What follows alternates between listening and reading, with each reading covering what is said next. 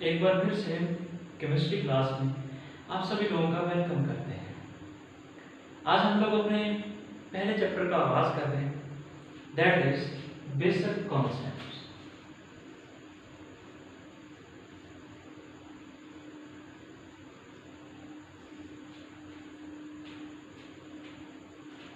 इस चैप्टर के अंदर हम लोग कुछ बेसिक टर्म्स को इंट्रोड्यूस करेंगे, जैसे एटम्स क्या होते हैं, मॉलिक्यूल्स क्या हैं, एलिमेंट्स क्या होते हैं, एटम्स और एलिमेंट में क्या फर्क होता है, कंपाउंड्स क्या हैं, आयंस क्या हैं, मॉलिक्यूलर आयंस क्या हैं, मिक्सचर्स किसको बोलते हैं, एम्पिरिकल फार्मूला किसी कंपाउंड का कैसे जनरेट कर सकते हैं, मॉलिक्यूलर फार्मूला किसी कंपाउंड का एम्पिरिकल फार्मूला को यूज करके कैसे ड्राइव कर सकते हैं। सबसे बड़ी बात जो इस चैप्टर के अंदर हम लोगों ने डिस्कस करनी है वो ये है कि एटम का एटॉमिक मास हम लोग किस तरह से डिटरमाइन कर सकते हैं। 17वीं सदी के साइंटिस्ट ने किस तरह से एटम का एटॉमिक मास को डिस्कवर किया, और आज इस मॉडर्न दौर के अंदर हम लोग मॉडर्न टेक्नोलॉजी को यूज करके किस तरह से एटम्स के एटॉमिक मासेस को डिटरमाइन कर लेते हैं। तो हम लोग अपने इस चैप्टर का आगाज करते हैं, और आज का जो पहला टॉपिक है हमारा जिसको हम लोग डिस्कस करने जा रहे हैं, दैट इज एटम।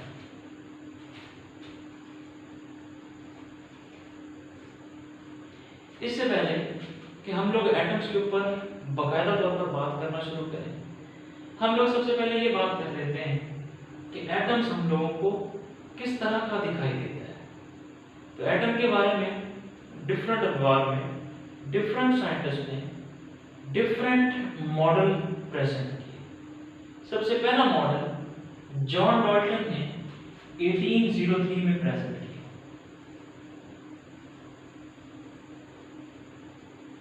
इसके अकॉर्डिंग एटम जो होता है वो एक सॉलिड स्फीयर है, ये कहना था जॉन डॉल्टन।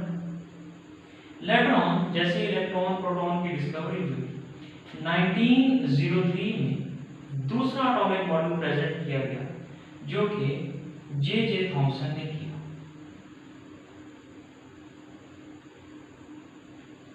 जिसको हम लोग पलन पोटेंट मॉडल या थ्योरी बोलते हैं। इसके अकॉर्डिंग एटम जो होता है वो पॉजिटिवली चार्ज स्फीयर है, इस तरह से, यानी एटम के अंदर सारा पॉजिटिव चार्ज ही होता है, पॉजिटिवली चार्ज स्फीयर है, और इसमें नेगेटिव चार्ज कहीं ना कहीं इस तरह से जुड़े होते हैं जैसे एल्फी के साथ किसी चीज को हम लगा देते हैं। यानी atom is positively charge sphere in which negative charge stuck inside it।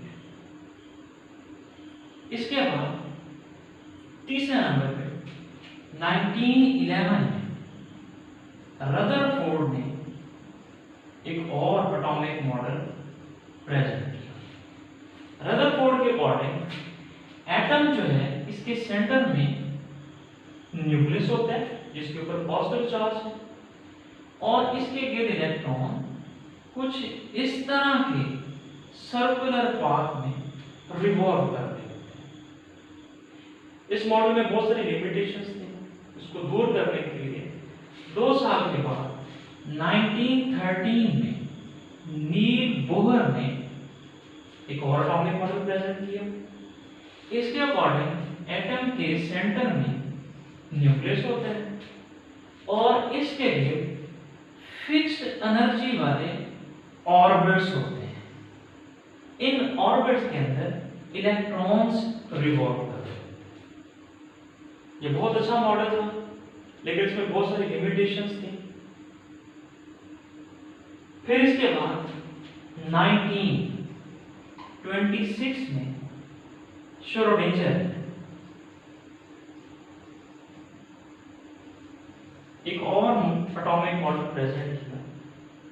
इसके अकॉर्डिंग एटम के सेंटर में न्यूक्लियस होता है, और इसके गिर्द फिक्स्ड ऑर्बिट में नहीं, कहीं भी स्पेस में न्यूक्लियस के इर्द कहीं भी इलेक्ट्रॉन पाए जा सकते हैं, यानी न्यूक्लियस के इर्द कहीं भी इलेक्ट्रॉन प्रेजेंट हो सकते हैं।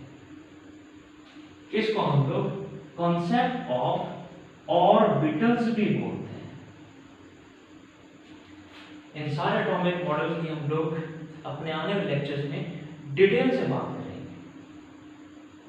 ये एटम के कुछ स्ट्रक्चर्स के एटम दिखाई कैसे देते हैं। आज हम लोग जिस कॉन्सेप्ट को ज्यादातर यूज करते हैं वो श्रोडिंगर का कॉन्सेप्ट है, कॉन्सेप्ट ऑफ ऑर्बिटल्स, और नील बोहर का कॉन्सेप्ट है। इसमें कॉन्सेप्ट ऑफ ऑर्बिट की बात हम लोग करते हैं। हम लोग एटम के बारे में बात करना शुरू करते हैं कि एटम क्या है, लेकिन इससे पहले हम लोग एटम की थोड़ी हिस्ट्री के बारे में बात कर लेते हैं। इसको मैं रेज कर देता हूं।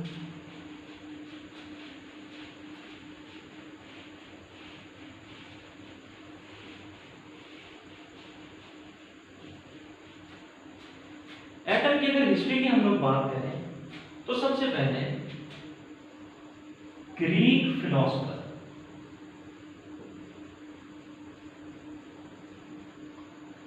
जिसका नाम था डेमोक्रिटस, इसने सबसे पहले ये कह दिया कि इस पूरी कायनात में जो मैटर है, यानी ऑल द मैटर, हमने अपनी पहली क्लास में मैटर के बारे में थोड़ी बात की थी कि मैटर किसको बोलते हैं। तो इसने क्या कहा कि all the matter is made up of smallest या tiny particles,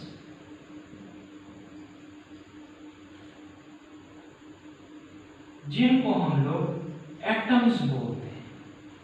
यानी इसके अकॉर्डिंग मैटर जो है वो छोटे छोटे पार्टिकल से मिलकर बने हैं, जिनको हम लोग एटम्स बोलते हैं। आप इसको इस तरह से समझ लें कि अगर हम लोग एक बड़ा सा कागज का टुकड़ा ले लें और उसको तोड़ना शुरू कर दें, हम लोग उसको जैसे जैसे तोड़ते जाएंगे, आखिर हम लोग एक ऐसे इतने छोटे पीस तक पहुंच जाएंगे जिसको हम पॉसिबल ही नहीं समझेंगे कि इसको हम लोग मजीद तोड़ सकते हैं। तो उस छोटे टुकड़े को एटम बोलते हैं। एटम जो है ये ग्रीक वर्ड एटॉमस से ड्राइव किया गया है। ग्रीक में ये जो ए है इसका मतलब होता है नॉट, और टॉमस का मतलब होता है कट, नॉट कट, यानी कट नहीं कर सकते उस छोटे पीस को हम लोग एटम बोलते हैं, जिसको हम लोग इनडिविजिबल कहते हैं। यानी वो छोटा टुकड़ा जिसको हम लोग तोड़ नहीं सकते, डिवाइड नहीं कर सकते, उसको हम लोग एटम बोलेंगे, और वही एटम आपस में जुड़ के मैटर बनाता है। तो जो सारा का सारा मैटर है वो इन छोटे टुकड़ों से मिलकर ही बना है। ये कहना था डेमोक्रिटस। डेमोक्रिटस के लाइफ स्पैन की बात करें तो ये 460 to 370 BC, BC कहते हैं बिफोर क्राइस्ट। बिफोर क्राइस्ट का मतलब हजरत ईसा अलैहिस्सलाम से पहले। तो ये बात हजरत ईसा अलैहिस्सलाम से 460 साल पहले की बात है। ये इसकी जो है डेट ऑफ बर्थ है इस ईयर में, और ये इसकी डेट ऑफ डेथ है। तो 460 साल पहले, यानी हजरत ईसा अलैहिस्सलाम के आने से पहले का दौर की बात हम लोग करते हैं। केमिस्ट्री की तारीख की अगर हम लोग बात करें तो केमिस्ट्री की तारीख में 3 पीरियड्स आते हैं: Greek period, Muslim period, modern period. Greek period के अंदर बहुत सारे, ये वाला जो पीरियड था ये ज्यादातर फिलोसफर्स थे इस पीरियड में, क्योंकि उस दौर में टेक्नोलॉजीज तो नहीं थी, इनिशियल दौर था, स्टार्ट था। तो जो ग्रीक फिलोसफर थे, ये जितने भी डिस्कशंस हैं इनकी केमिस्ट्री की फील्ड में वो एक्सपेरिमेंटल बेस्ड नहीं है, बल्कि एक्सपीरियंस बेस्ड है। एक बात मैं आप लोगों को बता दूं, कि फिलोसफर और साइंटिस्ट में क्या डिफरेंस होता है। फिलोसफर जो होता है, इसकी जो डिस्कशंस होती हैं वो एक्सपीरियंस बेस्ड होती हैं और ऑब्जर्वेशन बेस्ड होती हैं। जो साइंटिस्ट होता है, इसकी जो डिस्कशंस होती हैं वो एक्सपेरिमेंटल बेस्ड होती हैं। तो ये जो डिस्कशन है ग्रीक फिलोसफर डेमोक्रिटस की, ये experience based, observation based, not experimental based. इस दौर में एक और बहुत फेमस ग्रीक फिलोसफर जिसका नाम था एरिस्टोटल। इस तक जैसे ये बात पहुंची, क्योंकि ये ज्यादा फेमस था डेमोक्रिटस से, तो डेमोक्रिटस की ये वाली थिंकिंग जब एरिस्टोटल तक पहुंची तो एरिस्टोटल ने इस बात को मानने से इनकार कर दिया। सवाल ये है कि एरिस्टोटल ने इस बात को क्यों नहीं माना। तो बड़ी सिंपल बात अभी हम लोगों ने की कि ये वाली जो डिस्कशन होती हैं ये एक्सपेरिमेंटली बेस्ड नहीं है। ये वाली डिस्कशन एक्सपीरियंस्ड बेस्ड है, ऑब्जर्वेशन बेस्ड है, कोई भी इनको चैलेंज कर सकता है। तो एरिस्टोटल जो कि ज्यादा फेमस था, तो एरिस्टोटल ने इस बात को रिजेक्ट कर दिया कि मैटर जो है वो एटम से मिलकर नहीं होगा, और यूं एटम्स के ऊपर, एटम्स की डिस्कशन के ऊपर स्टॉप कर दिया।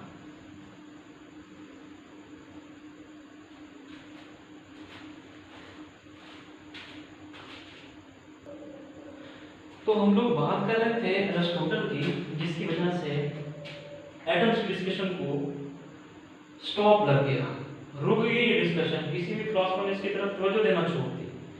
तो एरिस्टोटल की हम लोग बात करें, जिसको हम लोग अरस्तु भी बोलते हैं। मुझे इसकी बात याद आ गई है। अरस्तु से किसी बंदे ने आके पूछा कि मैंने एक मोतबर शख्स से आपके बारे में कुछ सुना है। ये मोतबर बोलते हैं जो काबिल इत्बार होते हैं, जिसके ऊपर इत्बार हो उसको मोतबर बोलते हैं। तो अरस्तु से किसी बंदे ने आके कह दिया कि मैंने एक मोतबर शख्स से आपके बारे में कुछ सुना है। तो अरस्तु ने आगे से जवाब दिया, वो जिससे आपने मेरे बारे में कुछ सुना है वो मोतबर कब से हो गया? यानी जिसने मेरी गिबत कर दी वो दोबारा ही कहा तो ना। तो ऐसे ये फेमस लोग थे उस दौर में। तो इसने जैसे ही कहा कि नहीं, ये बात नहीं हम लोग मानते, ये सारा मैटर जो है वो छोटे छोटे पार्टिकल से मिलकर बना है, जिनको हम एटम्स बोलते हैं, तो हिस्ट्री को स्टॉप लग गया। और फिर किसी भी ग्रीक फिलोसफर ने इसके ऊपर बात करना गवारा ही नहीं समझा। तो ये बात यहीं तक वाइंड अप। वक्त गुजरता गया और हम लोग चलते चलते 17वीं सेंचुरी तक पहुंच गए। मैं इसको रीड कर देता हूँ, फिर हम आगे बात करना शुरू करते हैं। मॉडर्न दौर शुरू हो गया 17वीं सेंचुरी के अंदर। एट द एंड ऑफ 17वीं सेंचुरी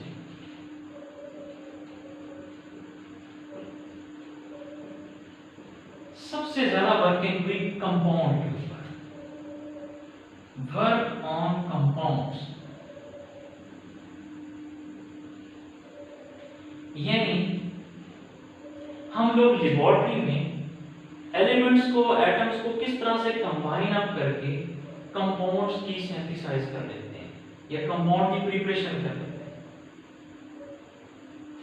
और कंपाउंड्स को किस तरह से हम लोग ब्रेक करके इसके ओरिजिनल कंपोनेंट्स जिनसे ये मिलकर बनते हैं उसमें किस तरह से इसको डिवाइड कर सकते हैं।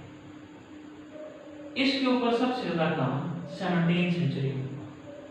एक बात हमेशा याद रखें, जब हम लोग कंपाउंड के एनालिसिस की बात करते हैं, तज्जिया करने की बात करते हैं, तो कंपाउंड को दो तरीकों से एनालाइज किया जाता है।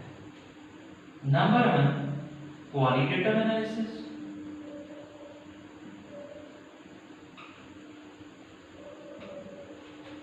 दूसरा जो तज्जिया है कंपाउंड का, दैट इज क्वांटिटेटिव एनालिसिस।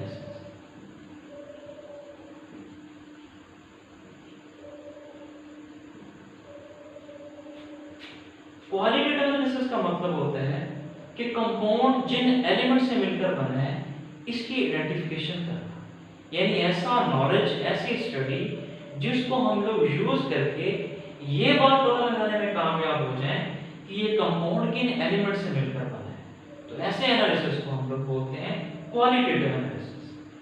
यानी qualitative analysis involves identification of elements in a compounds. For example, मेरे पास कंपाउंड है वाटर H2O, मैंने इसका फॉर्मूला लिख दिया।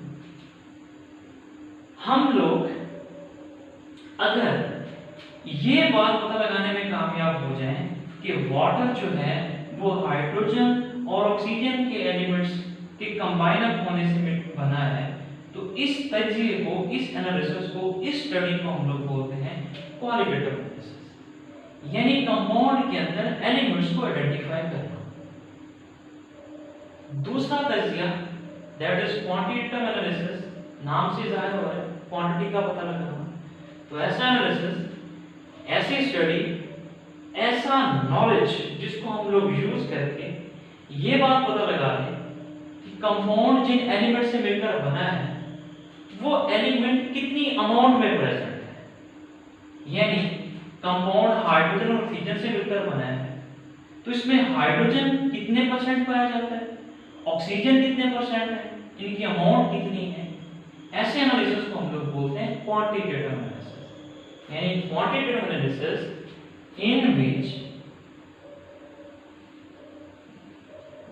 in which amount or mass of elements is determined। ऐसे तरीके को हम लोग बोलते हैं क्वांटिटेटिव एनालिसिस। आज की क्लास में हम लोग यहाँ तक की बात करना चाह रहे थे। नेक्स्ट क्लास में हम लोग अपने इसी टॉपिक को आगे डिस्कस करेंगे।